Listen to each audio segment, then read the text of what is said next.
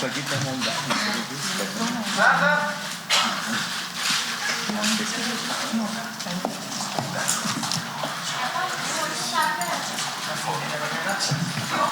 आप यहाँ आ जाओ। अमिताभ तुम जो कमी है आप यहाँ आ जाओ।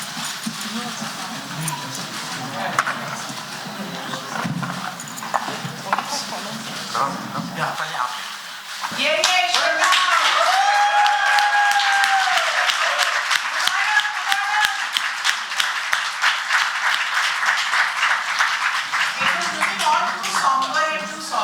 Yeah, thank you.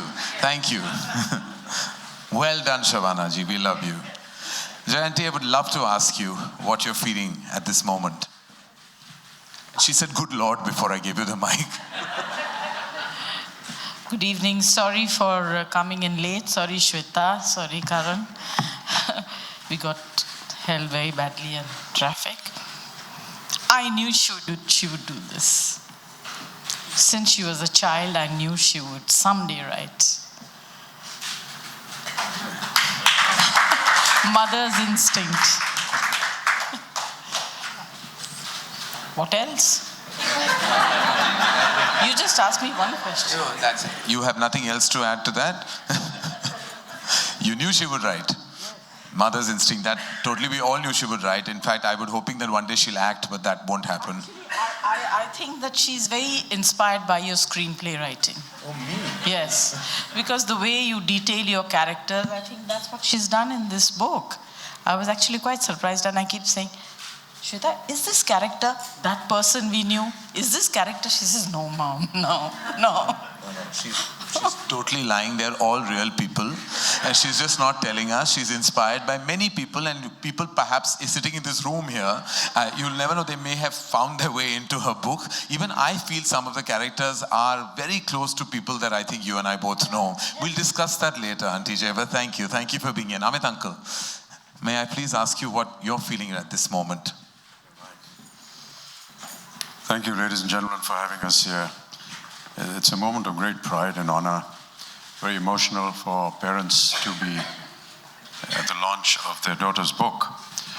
As a father, I feel very privileged because she's my daughter, and daughters have a special place in my heart. I wish her all the very best. All I can say for the moment is I'd endorse what Karan said a little earlier on, that she really is the best actor in the family. Every time we go through some kind of a moment in the day, during any event, there's always a little family meeting at the end of the event at home, and she takes over and does a takeoff on everyone that was present there. I do look forward to this evening when she will do a takeoff on tonight's event. She's also very perceptive about observation, and I do rely on her many a times, as does the rest of the family, on many incidents that may happen within the city, within the home, within the country, within the world. She has an opinion. Many a times we discuss, I do, the outcome of a film that I may have done or a film that she may have seen. And I have to say that she's always been right. When she says that a film is going to do well, it does well. When she says it's not going to do well, it turns out exactly right. So many a times I have begun to share some of my scripts. I'm afraid I couldn't do many of them earlier on, and I want to be excused for that. But recently, though, she has been extremely helpful, very perceptive in giving me ideas and thoughts on what I was working on. I can only give you my love and my blessings, Shweta, and thank you so much, all of you, for being here today to encourage her to grow not just as my daughter, but as a woman and as a lady. Thank you. Thank you.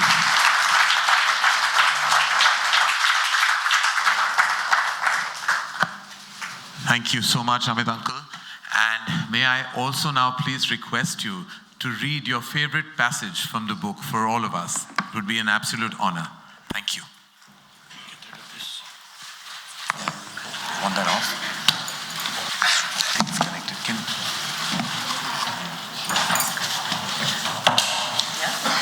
That's fine. Shweta asked me to read certain portions of the book. She wanted me to read the prologue. I'll do a bit of that, and then a small portion inside the book as well. So in a leafy Mumbai suburb, on the very turn of a U-bend, stood the handsome structure of Paradise Towers, a residential building built in the late 60s as the last word in modern convenience. By modern, the builders meant that it had an elevator with a designated liftman and a garden that most bungalows would be envious of with its designated gardener. Over the years, other more modern and loftier structures came up in the area, dwarfing Paradise Towers. However, none could compete with its clean lines, meticulous planning, which kept it from flooding during the rains or its residents. The building stood a few meters from the beach, and depending on the time of day, it enjoyed either a balmy breeze or the stench of drying fish. The road it stood on was more a bylane that rarely saw any traffic besides the random vegetable vendor and fisherwoman who, with their baskets on their head, crossed over to their fishing village via the building twice a day. The facade of the building was vanilla white and got a new coat of paint every 5 years. On it was painted in bold brick red letters, Paradise Towers, vertically, with the S in the towers dangling just above the balcony on the first floor. That was another one of its unique features, whereas the buildings around Paradise Towers were painted steel gray. Their windows tinted black. Paradise Towers boasted a substantial balcony for every road-facing flat. It was a building law that the occupants were not allowed to hang their drawing on the balcony.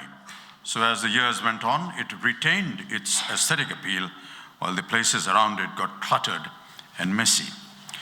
The entrance was a wrought iron gate with arrowhead bars secured by a sickle lock mechanism. A smaller pedestrian gate was attached to it and was most often used by visitors and residents alike. A metal-sheeted guard's cabin stood outside the gate, though its inhabitant preferred to sit outside it on a folding chair, his register and desk fan jostling for space on a rickety stool in front of him. A wide concrete driveway led to the ground floor, where in the maze of pillars that defined the parking spots stood the elevator. A staircase, right by the lift, wound its way up the building, every even-numbered set of stairs being followed by a landing. The elevator was placed so that it divided every floor in two, with a flat on each side and a small lobby in front of it. The staircase also allowed access to each floor, and the substantial terrace, accessible to and all used by everyone for the drying of clothes, housing of water tanks, and the electrical room, and where all the staff gathered to moan about salaries and to gossip. Rarely in the spring, the building children would go up there to fly kites, but as the years wore on, the more modern modes of play were invented, the children lost interest. The flats were spacious and airy with large windows that let in the sunlight. They each had a small kitchen, staff quarter adjacent to it, and 2 bedrooms. The garden downstairs was lush and lined with bougainvillea creepers on the boundary wall, which spilled onto the road, shedding petals and carpeting the street pink. Well-tended flower beds with seasonal flowers ran all over the circumference of the garden, breaking only at its entrance, and a mud path ran alongside for those who wanted to walk. Palm trees flanked the driveway on one side, and there were talks of installing a water fountain, which was then scrapped in favor of leaving the driveway with a roundabout used for potted plants and a seating spot for the maids to keep an eye on their wards, who often played in the garden. The residents of Paradise Towers were an amenable bunch. They all interacted with each other, and the children were constantly in and out of one another's flats. The women had a committee which organized Diwali and Christmas parties yearly, and once even a 70th birthday party. They were fast friends and sworn enemies, but seldom any grave unpleasantness. Nothing dramatic ever happened at Paradise Stars, or so you might think. Of course, appearances can be very deceptive.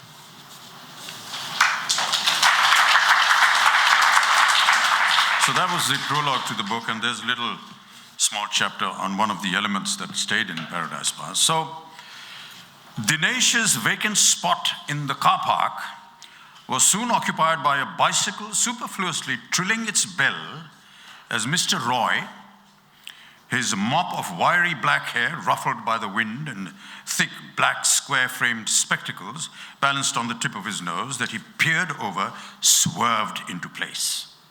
Dismounting his cycle with some difficulty, seeing as he had weighed under his arm a briefcase, Mr. Roy parked his ride, smoothed his clothes and hair by running a hand over them, pushed his spectacles back up his nose, and proceeded to remove something wrapped in layers of newspaper from the basket attached to the front of his cycle. From the shadows, a middle-aged man came forward and relieved Mr. Roy of his briefcase, leaving the gentleman to better hold his newspaper-wrapped parcel.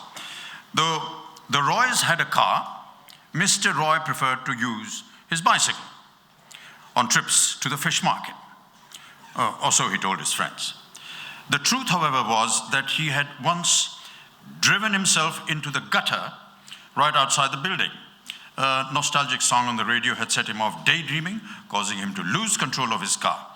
The car and Mr. Roy were extricated from the gutter with great difficulty.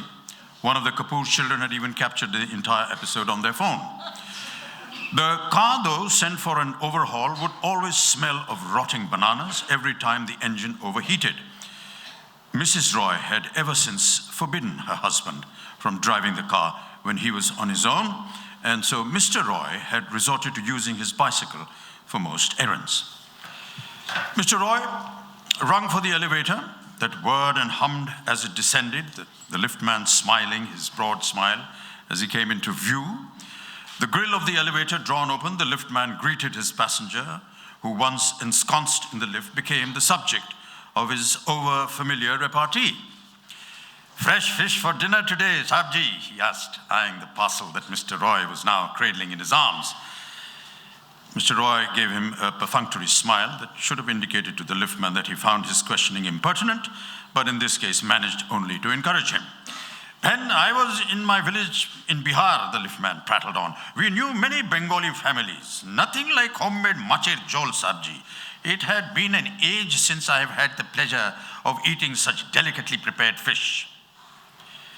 Mr. Roy leaned forward, pressing the button to his floor, which in his enthusiasm the liftman had forgotten to push, and the elevator began its labored climb to the second floor, where Mrs. Roy would be waiting to receive the fish that only her husband was trusted to select from the mongers, in lieu of which he would leave office early, using a made-up physiotherapy appointment as his excuse. With a click and a jump, the elevator came to a halt on the fourth floor, where the middle-aged manservant, now divested of the briefcase, was waiting to open the elevator door and let his boss out.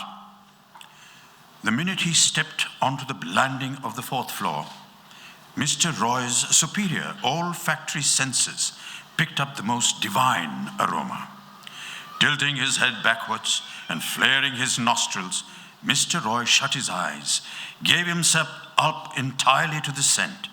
He followed it as if in a trance, only to find his reverie broken when his nose smashed against the door of not his mighty establishment, but that of his neighbors, the Patels.